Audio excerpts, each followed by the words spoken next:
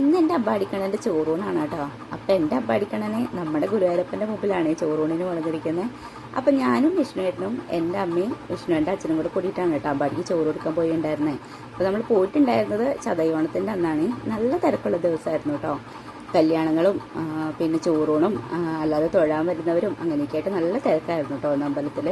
2024 വിഷുവിനാണ് കേട്ടോ ഞങ്ങൾ ലാസ്റ്റ് ഗുരുവായൂരപ്പനെ കാണാൻ വന്നിട്ടുണ്ടായിരുന്നത്. അന്ന് കണ്ണനോട് പ്രാർത്ഥിച്ചിട്ടുണ്ടായിരുന്നു ഇനി വരുമ്പോൾ ഞങ്ങൾക്കൊരു കുഞ്ഞിനെയും കൂടെ തന്ന് അനുഗ്രഹിക്കണമെന്ന്. അങ്ങനെ പിറ്റേ വിഷു ആയപ്പോഴേക്കും ഞങ്ങൾക്കൊരു കുഞ്ഞിനെ തന്നു കേട്ടോ.